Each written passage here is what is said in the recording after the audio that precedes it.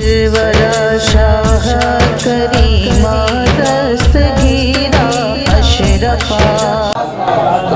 ضرورت ہے ایسے عاشق آپ بنیں گے اور ایسی بارگاہوں میں آنے کے بعد دل دماغ خیال تصور پاکیزہ کر کے آئیں تو انشاءاللہ کامیابی آپ کا مقدر ہوگی۔ اور یہ نہ سوچے کہ ہمارے بیچ یہ چلتے تھے، یہ نہ سوچے کہ ہمارے بیچ بیٹھتے تھے، یہ نہ سوچے کہ موٹر سائیکل چلاتے تھے، یہ سوچیں کہ جو نسبت غلامی، جو نسبت ارادت انہیں عطا ہوئی ہے، میں انہیں نہیں دیکھ رہا ہوں، میں اس نسبت کو دیکھ رہا ہوں جو کلیم الاولیاء نے ان کی گردن میں ڈالی ہے، اور میں کلیم الاولیاء کو نہیں دیکھ رہا ہوں جو کلیم الاولیاء کے والد ننھے میاں نے ان کی گردن میں ڈالی ہے، اور میں ننھے میاں کو نہیں دیکھ رہا ہوں، ان کے دادا پر دادا کو نہیں دیکھ رہا ہوں، میں اس امانت کو دیکھ رہا ہوں جو شاہ عبد الرزاق نور العین نے ان کی گردن میں ڈالی ہے۔ میں شاہ عبد الرزاق نور العین کو بھی نہیں دیکھ رہا ہوں، میں اس نسبت کو دیکھ رہا ہوں جو نسبت مخدوم اشرف کی صورت میں ان کی گردن میں پڑی ہے۔ اب مخدوم اشرف کی نسبت کو دیکھنے والوں، میں اس نسبت کو بھی دیکھ رہا ہوں جو حضرت علاءالحق پنڈوئی کی صورت میں وہ نسبت ان کی گردن میں پڑی ہے۔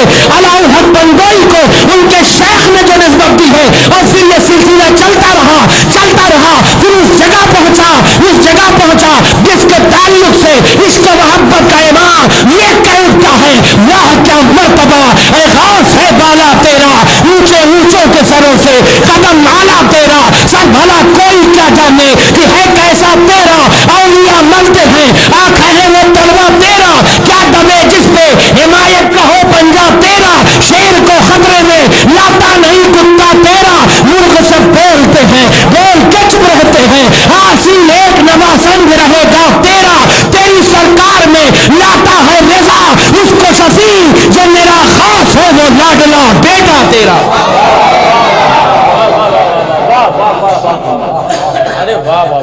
حضرات گرامی وقار، یہ ہوتی ہے نسبت۔ اب مرید کہتے کس کو ہیں؟ قرآن کہتا ہے یریدون وجہہ، مرید کہتے ہیں جو اللہ کا ارادہ کرے۔ پوری کائنات کے پیر و مرشد کا نام محمد مصطفیٰ ہے، پوری کائنات کے سب سے بڑے پیر کا نام مصطفیٰ ہے، جتنے لوگ ہیں سب حضور کے مرید، پوری امت حضور کی مرید ہے، چاہے بل واسطہ ہو چاہے بلا واسطہ ہو، کہیں نہ کہیں سے ہو۔ ایک ہوتا ہے کہ ڈائریکٹ حضور نے کرم فرمایا ہے، ایک ہوتا ہے کہ وسیلے سے کرم فرمایا ہے، مگر سب سے بڑے پیر کا نام تاجدار کون و مکان ہے، اور حضور بھی مرید ہیں، حضور بھی مرید ہیں۔ حضور اگر پیر ہیں ابو بکر صدیق کے، وہ کہہ سکتے تھے حضور ہم نے آپ کے ساتھ جلوت خلوت میں گزاری ہے، مریدی کی کیا ضرورت، مگر ایسے مرید ہوئے کہ غار میں اس طرح سے ہیں، غار میں اس طرح سے ہیں کہ جب فرمایا کہ حضور دشمن سر پر آگ پہنچا ہے تو قرآن کہتا ہے یقول لصاحبہ لا تحزن ان اللہ معنا۔ ابو بکر تم نے مرید ہونے کا حق ادا کر دیا، 39 سوراخ تھے غار میں، سب پر کپڑا پھاڑ کر تم نے لگا دیا، ایک سوراخ بچا، اب مریدی کا تقاضا کیا ہونا چاہیے؟ حضور ایک بچا ہے کوئی بات نہیں، مگر سچے مرید کی پہچان ہے وہ بھی کیا بچے، اس جگہ پہ بھی اپنا انگوٹھا لگا دیا، اور وہ سانپ آپ کے انتظار میں تھا، 700-500 سال سے حضور کے انتظار میں کہ کب آقا کا چہرہ دیکھوں، کب حضور کا دیدار کروں، کب حضور کا جلوہ دیکھوں، مگر صدیق اکبر رضی اللہ تعالیٰ عنہ کے انگوٹھے پر اس نے جب کاٹا تو انگوٹھا نہیں ہٹایا، اس لیے جب دنیا کی تکلیف آئے، مصیبتیں آئیں، پریشانیاں آئیں، رنج آئے، غم آئے، مصائب آئے، رنج و آلام کی تیز تند آندھیاں تمہارے اوپر بہے تو سب کو چھوڑ دینا، مگر پیر کو مت چھوڑنا، اس لیے کہ یہی پیر ہے جو تمہیں یہاں سے بھی لے کے جائے گا اور وہاں تجھے رب تک پہنچائے گا۔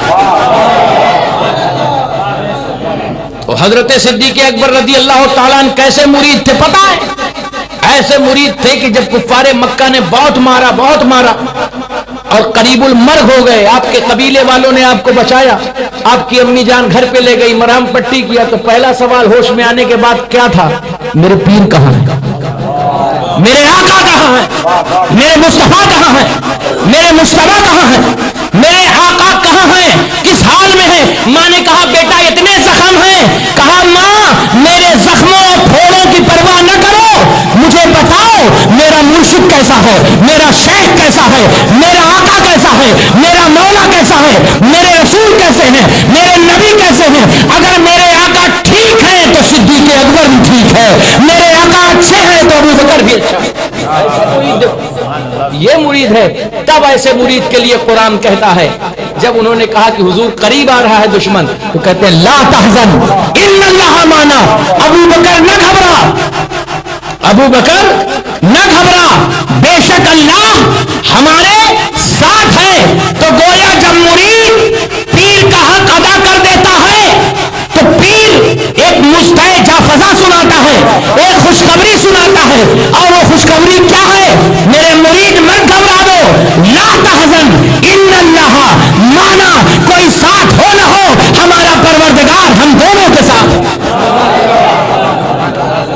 تو اس طرح کے جو مرید بنیں گے تو انشاءاللہ تو گویا سارے امت کے پیر کا نام مصطفیٰ ہے اور حضور کے پیر کا نام رب العالمین۔ تو یہ پیری مریدی کا جو سسٹم ہے وہ آج سے نہیں چلا رہا، یہ جب کائنات نہیں بنی تھی تو کائنات بنایا ہی گیا ہے مرید کے لیے۔ بولو یار،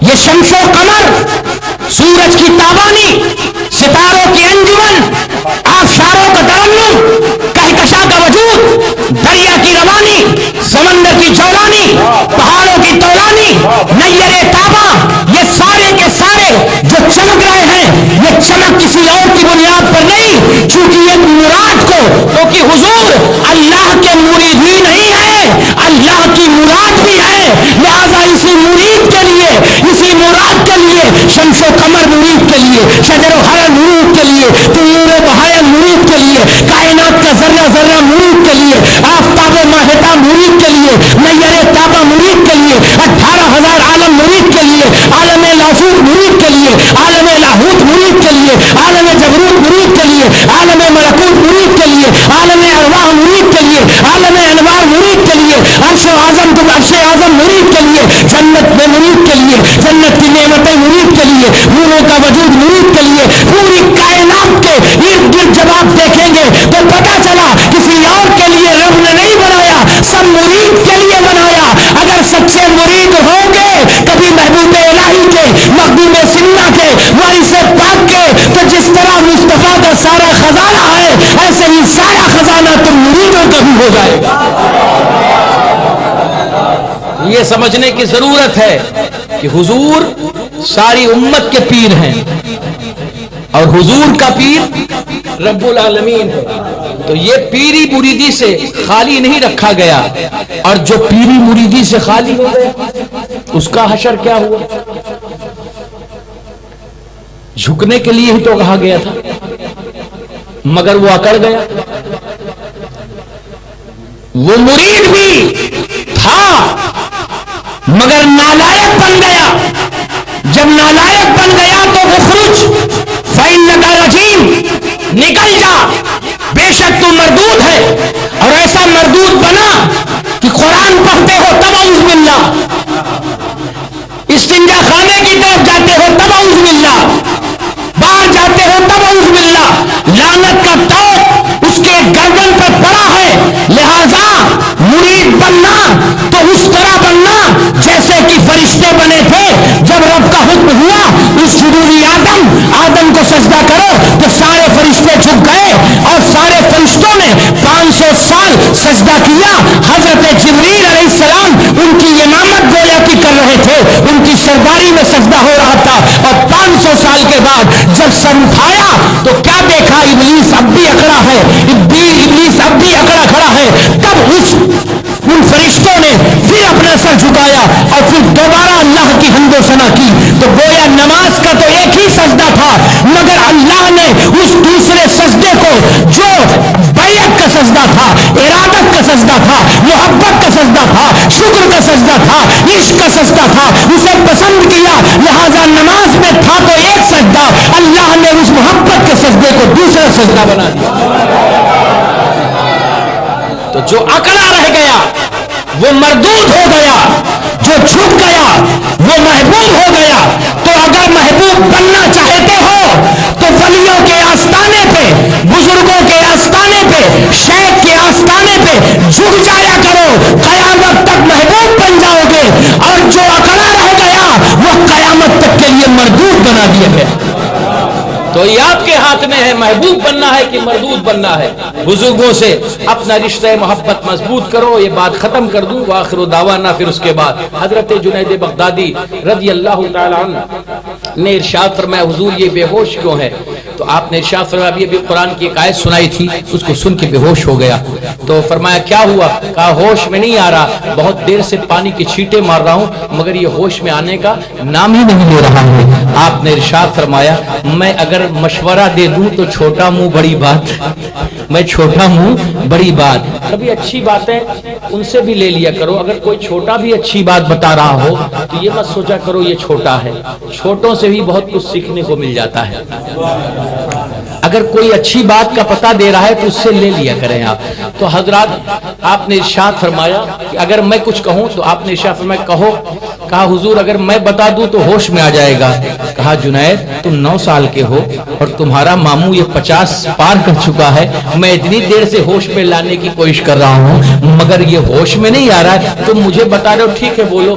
کیونکہ بزرگوں کے ہاں اکڑ تو ہے نہیں نا، انکساری ہے، عاجزی ہے، اخلاص ہے. چھوٹا بھی اگر اچھی بات بولتا ہے تو اسے لے لیا جاتا ہے. آپ نے ارشاد فرمایا ٹھیک ہے بولو. آپ نے ارشاد فرمایا جس قرآن کی آیت کو سنایا تھا آپ نے اور سن کے وہ بندہ بے ہوش ہوا تھا وہی دوبارہ پڑھ دیجیے. ذرا زور سے بولو بھیا. جس قرآن کی آیت کو سنایا تھا جس سے وہ بے ہوش ہوا تھا اسی کو دوبارہ پڑھ دیجئے. جیسے ہی حضرت شیخ شری سختی نے وہ آیت دوبارہ پڑھی وہ بندہ ہوش میں آ گیا. آپ نے فرمایا بھانجے تمہیں کیسے پتا اسی آیت سے ہوش میں آئے گا؟ کہا قرآن کہتا ہے. کہا قرآن کہتا ہے. بولو کہاں سے؟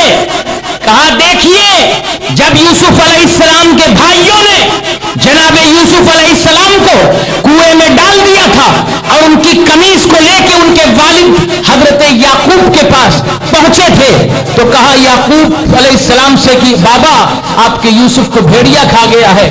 تو اسی قمیص کو آنکھوں سے لگا کے اتنا جناب یعقوب روئے، اتنا روئے، اتنا روئے کہ آنکھوں کی روشنی چلی گئی، آنکھوں کی بینائی چلی گئی. مگر ایک زمانہ ہوا جناب یوسف علیہ السلام کو جب کنویں سے اللہ نے نکالا اور اس کے بعد مصر کے بادشاہ بنائے گئے، پھر وہی قمیص آپ کی قمیص آپ نے اپنے والد کو بھیجا کہ جاؤ میرے بابا جان موجود ہیں، یہ قمیص یہ کرتا میرے بابا جان کو. لیکن آپ لوگ کہتے ہیں کہ ولیوں کے تبرک سے کیا ملتا ہے، ولی کی بارگاہ سے کیا ملتا ہے، یہ تبرک کیا ہوتا ہے؟ وہی تبرک میں بتانا چاہتا ہوں. حضرات گرامی وقار حضرت یعقوب علیہ السلام نے وہ قمیض لی اور یعقوب علیہ السلام کو وہ قمیض بھیجی گئی. حضرت یوسف علیہ السلام نے بھیجا اور حضرت یوسف علیہ السلام نے جب وہ قمیض بھیجا تو وہاں پہنچی تو دور سے آپ نے فرمایا کہ مجھے میرے یوسف کی خوشبو آ رہی ہے، مجھے میرے یوسف کی خوشبو آ رہی ہے. تو پتا چلا خوشبو اس کو آتی ہے جو خوشبودار ہوتا ہے، جو بدبودار ہوتا ہے اسے خوشبو آئے گی کہاں سے؟ اس کے لیے اگر چاہتے ہو غریب نواز کی خوشبو لینا، اگر چاہتے ہو مخدوم سمنا کی خوشبو لینا تو بدبوداری سے توبہ کرو، خوشبودار بن جاؤ تو انشاءاللہ العزیز تم کہیں بھی رہو گے، اپنے گھر پہ رہو گے، اپنی دکان پہ رہو گے، غریب نواز کے اس کی خوشبو تمہارے دکان اور مکان تک پہنچتی رہے گی. ایسے بہت سارے بدبودار کہتے ہیں سڑیل قسم کے کہ خوشبو کہاں آتی ہے، کیا ملتا ہے، کیا عطا ہوتا ہے. میں پوچھتا ہوں تم بتاؤ کیا کیا نہیں ملتا ہے؟ اجمیر سے کیا نہیں ملتا ہے؟ بچہ سے کیا نہیں ملتا ہے؟ لینے کے لیے دامن چاہیے، لینے کے لیے کھانا اگر چاہیے تو پلیٹ، پانی اگر چاہیے تو گلاس، اور جس کے پاس پلیٹ اور گلاس اور ہاتھ سب غائب ہو ان سے کیا ملے گا؟ تو پتا چلا کسی بارگاہ میں کچھ پانے کے لیے عشق کا پلیٹ، محبت کا گلاس، عقیدت اور الفت کے ہاتھ چاہیے، تب اسی بنیاد پر خواجہ اجمیری نوازیں گے، کیونکہ خواجہ وہی بانٹ رہے ہیں جو مدینے والے انہیں عطا کر رہے ہیں، اور مدینے والے وہی بانٹ رہے ہیں جو رب العالمین نے انا اعطینا کل کوثر کی صورت میں اپنے محبوب کو عطا فرمایا تھا۔ تو حضرات گرامی وقار وہ قمیض جب پہنچی تو حضرت یوسف علیہ السلام کی قمیض جیسے پہنچی مجھے میرے یوسف کی خوشبو آ رہی ہے، خوشبودار کو خوشبو آ گئی، سبحان اللہ، اور آنکھوں سے لگایا، اور آنکھوں سے جیسے لگایا تو گئی ہوئی روشنی، ذرا زور سے بولو، گئی ہوئی روشنی، تو کہا بتائیے حضور قمیض تو وہی تھی جو یوسف نے پہنی تھی، ایک قمیض وہ تھی کہ آنکھوں کی روشنی لے گئی، یہ قمیض وہ تھی کہ آنکھوں کا نور واپس لے آئی، تو اسی طرح آیت وہی تھی، یہی آیت اس کو بے ہوش کر دیتی ہے، اور یہی آیت جب دوبارہ سناتے ہیں تو اسے ہوش میں لا دیتی ہے، لہذا ہوش میں آنا ہے تو بزرگوں کی بارگاہ میں آؤ، ان سے نسبت غلامی مضبوط کرو، خانقاہ قادریہ سے جڑو، حضرت مولانا محمد اشفاق صاحب سے جڑو، ان کی باتوں کو سنو، غور سے سنو، کیونکہ بزرگوں کے دامن میں اما ہے، نہ تخت و تاج نہ لشکر و سپاہ میں ہے، جو بات مرد قلندر کی بارگاہ میں ہے۔ اللہ تعالی ہم سب کو بزرگوں سے سچی عقیدت کی توفیق عطا فرمائے، اور آج کی مجلس حسنی میں، مجلس حسینی میں، مجلس روحانی میں جو بیان ہوا، مولا تعالی ہم سب کو اس پر عمل کی توفیق عطا فرمائے، ایک بنائے، نیک بنائے، ہمارا کلچر، ہماری تہذیب، ہماری ثقافت اللہ محفوظ رکھے۔ انشاءاللہ آج کی اس مجلس سے ہم عہد کرتے ہیں کہ اپنے گھر میں سچائی کا بول بالا کریں گے، اپنی بیٹیوں کو وہ زیور دیں گے جو زیور مصطفیٰ نے اپنی بیٹی فاطمہ زہرا کو دیا۔